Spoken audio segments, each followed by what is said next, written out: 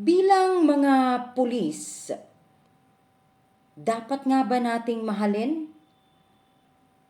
irespeto at bigyang halaga ang ating trabaho?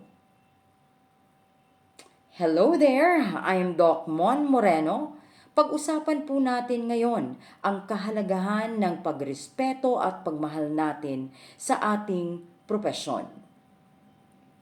Bilang mga alagad ng batas, napakahalaga na mahalin ninyo ang trabaho ninyo at bigyan ito ng respeto at matinding halaga. Hindi madali ang tungkulin ninyo. Araw-araw kayong humaharap sa mga panganib, araw-araw kayong nagsasakripisyo, araw-araw kayong humaharap sa mga pagsubok. Pero sa bawat araw na ginagawa ninyo ang trabaho ng may puso, may mga taong napoprotektahan ninyo. May mga komunidad na nagiging ligtas. Ang paglilingkod natin bilang pulis ay hindi lamang propesyon.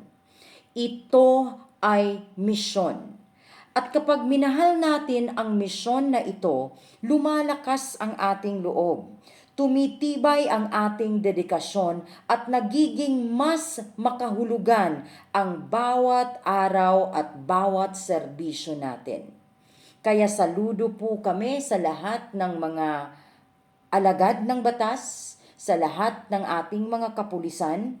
Patuloy po sana ninyong mahalin ang inyong mga tungkulin dahil ramdam namin at nakikita ng bayan ang kabutihan ng bawat tamang gawain ninyo.